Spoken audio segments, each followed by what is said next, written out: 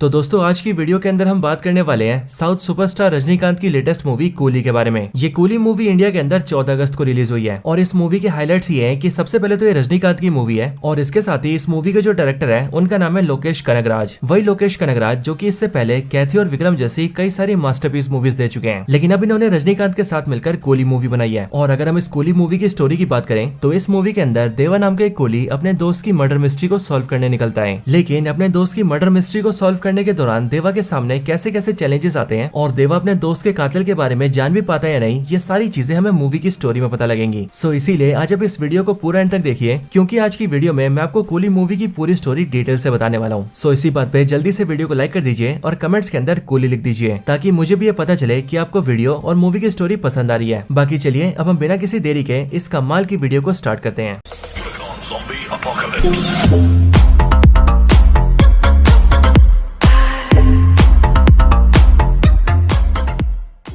तो दोस्तों coolie movie की स्टार्टिंग होती है विशाखापट्टनम शहर के एक पोर्ट से और इस पोर्ट को देखकर हमें पता लगता है कि विशाखापट्टनम शहर के इस पूरे पोर्ट के ऊपर एक कंपनी का कब्जा है, जिस कंपनी का नाम है किंगपिन लॉजिस्टिक्स। और स्टोरी में हमें पता लगता है कि ये जो किंगपिन लॉजिस्टिक्स है ये साइमन नाम के एक आदमी की कंपनी है जिसने गवर्नमेंट से इस पोर्ट को 99 ईयर्स के लिए लीज पर ले रखा है और इसीलिए 99 सालों के लिए साइमन इस पूरे पोर्ट का मालिक है। और दोस्तों मूवी के अंदर साइमन और कोई नहीं बल्कि एक्टर नागार्जुन है, लेकिन दोस्तों हमें पता लगता है कि ये जो साइमन है ये बहुत ही बड़ा गैंगस्टर है और इसीलिए साइमन अपनी पावर्स का इस्तेमाल करके अपने पोर्ट के जरिए महंगी महंगी ज्वेलरी का सामान, इलीगल गोल्ड, पुराने एंटीक आइटम्स और महंगी लग्जरी घड़ियां, इन सारी चीजों को स्मगल करवाता है। और साइमन बिना गवर्नमेंट की नजरों में आए इन सारे सामान को इंडिया से एक्सपोर्ट करता है और इम्पोर्ट भी करता है। एंड इसी वजह से साइमन बहुत ज्यादा अमीर भी है। साइमन के इस पूरे पोर्ट के ऊपर टोटल 14,000 लोग काम करते हैं और इन 14,000 लोगों में सारे लेबर्स, मजदूर और इंजीनियर शामिल है, जिन सबको साइमन की गैंग के कुछ ऊपर के लोग कंट्रोल करते हैं। लेकिन इन सबके ऊपर एक दयाल नाम का आदमी है। ये दयाल न सिर्फ साइमन का सबसे भरोसेमंद आदमी है बल्कि इसके साथ ही साइमन के बाद इस पूरे पोर्ट के ऊपर दयाल की मर्जी चलती है। हालांकि नागार्जुन का यानी कि साइमन का इस मूवी के अंदर एक बेटा भी है जिसका नाम है अर्जुन, लेकिन ये अर्जुन अपने फादर साइमन के बिजनेस से दूर रहना चाहता है और उसे अपने फादर के बिजनेस में कोई इंटरेस्ट नहीं है और इसीलिए अर्जुन पोर्ट पर एक कस्टम ऑफिसर है। लेकिन साइमन अपने बेटे के कस्टम ऑफिसर होने का भी फायदा उठाता है और वो अपने बेटे अर्जुन के जरिए सारे इलीगल कस्टम के काम को पूरा करवा लेता है। लेकिन दोस्तों अब इन सब के पीछे हमें पता लगता है कि असल में विशाखापट्टनम की जो पुलिस है उसे काफी टाइम से साइमन पर शक हो रहा है और अंदर ही अंदर पुलिस डिपार्टमेंट इस बात को जानता है कि साइमन काफी सारे इलीगल काम करता है और इसीलिए पुलिस डिपार्टमेंट ने आज से 8 साल पहले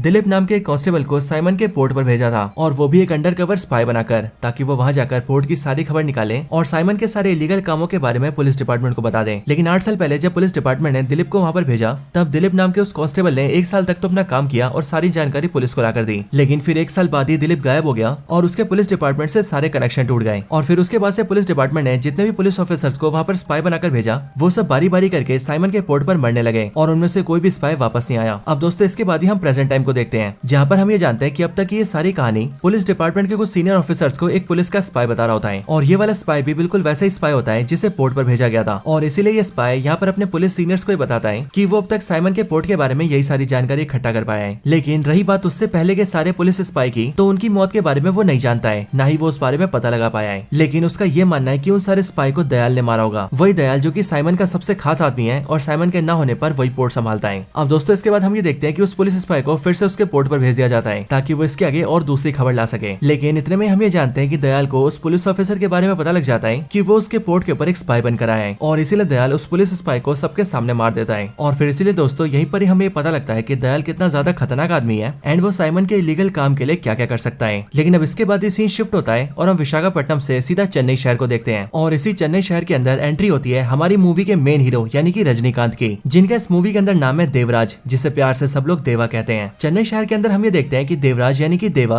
अपने एक बड़े से मेंशन के अंदर रहता है, लेकिन इस मेंशन के अंदर वो अपने साथ अपने कई सारे कूली दोस्तों को रखता है। देवा को मिलाकर इस मेंशन के अंदर टोटल 18 लोग होते हैं और देवा के साथ यहाँ पर जितने भी लोग होते हैं वो सब के सब आज से बहुत साल पहले देवा के साथ कूली का काम किया करते थे और जिस टाइम पर ये सारे के सारे लोग कूली हुआ करते थे तब उस टाइम पर देवा ही उन सारे कूलियों का यूनियन लीडर हुआ करता था। लेकिन सालों पहले कूली का काम छोड़ने के बाद भी सभी लोग देवा की इज्जत करते थे और बहुत सारे लोग तो देवा के साथ ही रहा करते थे। और अब क्योंकि देवा उन सारे कुलियों का लीडर था, इसीलिए बाकी के सारे कुली उसे प्यार से बड़े भाई कहते थे। यहाँ तक कि उनके मन में देवा के लिए बहुत ज्यादा इज्जत भी थी, और वो इसीलिए क्योंकि देवा अपने सारे कुली साथियों को अपना परिवार मानता है और उनके हर सुख दुख में उनका साथ देता है। हालांकि हम ये भी जानते हैं कि देवा का मेंशन काफी ज्यादा बड़ा है और इसीलिए इस मेंशन के अंदर बहुत सारे कमरे भी हैं, जिस वजह से ये लोग मिलकर इस मेंशन के बहुत सारे कमरों को किराए पर भी देते हैं, जिनसे उन्हें कमाई भी होती है। लेकिन देवा की एक खासियत है कि वो अपने मेंशन के कमरे स्टूडेंट्स को बहुत ही कम प्राइस पर देता है और उसके साथ ही वो स्टूडेंट्स को यहाँ पर खाना भी खिलाता है, ताकि यहाँ पर रहने वाले स्टूडेंट्स आराम से पढ़ाई कर सके। लेकिन देवा के मेंशन के अंदर जितने भी लोग रहते हैं उन सबको एक कानून मानना पड़ता है, और वो कानून होता है शराब न पीने का। असल में देवा का एक दोस्त हुआ करता था जिसका नाम था राजशेखर, और इस राजशेखर को मूवी के अंदर प्ले किया है एक्टर सत्यराज ने, जो कि इससे पहले बाहुबली के अंदर कटप्पा को प्ले कर चुके हैं। और ये यानी कि राजशेखर और देवा दोनों बहुत अच्छे दोस्त हुआ करते थे, और आज से 30 साल पहले राजशेखर ने देवा को एक कसम दी थी कि वो अब से शराब पीना छोड़ देगा, जिसके बाद से देवा ने शराब पीना छोड़ दिया और उसने अपने साथ साथ अपने मेंशन के किसी भी आदमी को भी शराब नहीं पीने दी। और इसीलिए हम ये देखते हैं कि मेंशन के अंदर जितने भी लोग रहते हैं उनमें से कोई भी शराब नहीं पीता है। अब दोस्तों आगे हम ये देखते हैं कि देवा की लाइफ में सब कुछ काफी ठीक चल रहा होता है, लेकिन फिर एक दिन अचानक से एक आदमी देवा के पास आता है और वो देवा को बताता है कि उसके पुराने दोस्त राजशेखर की मौत हो चुकी है। अपने दोस्त की मौत की खबर सुनकर देवा को बहुत बड़ा झटका लगता है, लेकिन जब देवा मौत का कारण पूछता है तब उसे पता लगता है कि राजशेखर की जो मौत है वो हार्ट अटैक की वजह से हुई है। अब दोस्तों यहाँ पर हमें पता लगता है कि राजशेखर न सिर्फ देवा का दोस्त होता है, बल्कि सालों पहले राजशेखर ने अपनी बहन की शादी भी देवा से करवा रखी होती है, और इसीलिए राजशेखर रिश्ते से देवा का साला भी लगता है। अब दोस्तों अपने दोस्त राजशेखर की मौत की खबर सुनकर देवा जल्दी से उसके घर जाता है, और उसके घर जाकर देवा आखिरी बार अपने दोस्त को देखता है, जो कि उसके सामने एक लाश बनकर पड़ा होता है। यहाँ पर हम ये जानते हैं कि राजशेखर की फैमिली में उसकी वाइफ की काफी साल पहले मौत हो चुकी होती है, और इसीलिए राजशेखर के साथ उसकी 3 बेटियां होती है, जिनमें से जो सबसे बड़ी बेटी होती है वो होती है श्रुति हसन, और श्रुति हसन का इस मूवी के अंदर नाम है प्रीति। बट दोस्तों यहाँ पर हम ये देखते हैं कि जो प्रीति होती है वो देवा को कुछ खास पसंद नहीं करती है, और इसीलिए वो जैसे अपने घर के अंदर देवा को देखती है वैसी वो उसे वहाँ से निकल जाने के लिए कहती है, जिस वजह से देवा वहाँ से निकल जाता है और सीधा अपने साथियों से मिलता है। लेकिन दोस्तों देवा के मन में एक डाउट आता है, और वो ये सोचता है कि उसका दोस्त राजशेखर तो काफी ज्यादा तंदुरुस्त था, तो आखिरकार उसे हार्ट अटैक कैसे आ सकता है। और अब इसके लिए देवा ये फैसला करता है कि वो अपने दोस्त राजशेखर के बारे में डिटेल से जानेगा, ताकि वो ये पता कर सके कि आखिरकार राजशेखर के साथ क्या क्या हुआ था। अब ऐसा करने के लिए वो सबसे पहले राजशेखर की कंपनी में जाता है, यानी कि वहाँ जहाँ पर राजशेखर काम किया करता था। बट वहाँ पहुंचकर उसे पता लगता है कि उस कंपनी से राजशेखर ने 5 साल पहले काम छोड़ दिया था। हालांकि इसी टाइम पर देवा राजशेखर की पोस्टमार्टम रिपोर्ट भी चेक करवाता है, जिसके बाद देवा को ये भी पता लगता है कि राजशेखर के पोस्टमार्टम की रिपोर्ट भी झूठी थी, और असली पोस्टमार्टम रिपोर्ट के हिसाब से राजशेखर की मौत हार्ट अटैक से नहीं बल्कि सीने पर बहुत ही जोरदार वार करने की वजह से हुई थी। और इसीलिए ये बात जानते ही देवा को ये पता लग जाता है कि राजशेखर की मौत नेचुरली नहीं थी, बल्कि राजशेखर का किसी ने मर्डर किया था, और जिसने भी राजशेखर को मारा था उसने उसे मारने के लिए उसकी छाती पर बहुत जोर जोर से वार किया था। और अब इसीलिए देवा ये फैसला करता है कि चाहे जो भी हो जाए वो राजशेखर के कातिल को ढूंढ कर ही रहेगा। अब दोस्तों इसके बाद ही देवा एक ऐसे आदमी से मिलता है जो कि राजशेखर के काफी करीब था, और इसीलिए उस आदमी से मिलकर देवा उससे राजशेखर के बारे में पूछता है, जिसके बाद वो आदमी राजशेखर के बारे में देवा को सारी बातें बताता है। अब इसके बाद राजशेखर की स्टोरी स्टार्ट होती है, जिसमें हम 5 साल पीछे जाते हैं। वो आदमी देवा को ये बताता है कि आज से 5 साल पहले राजशेखर एक कंपनी में काम किया करता था, और जिस कंपनी में राजशेखर काम किया करता था वो एक साइंस और टेक की कंपनी थी, एंड उसमें देवा उनके लिए नए नए रिसर्चेस करता था। लेकिन देवा अपनी तीनों बेटियों को डॉक्टर बनाना चाहता था, पर डॉक्टर की पढ़ाई करने के लिए बहुत ज्यादा पैसे लगते हैं, और राजशेखर के पास उतने पैसे नहीं थे। लेकिन राजशेखर के पास एक रिसर्च का आइडिया था, और इसीलिए 5 साल पहले उसने सबसे पहले अपनी कंपनी से रिजाइन किया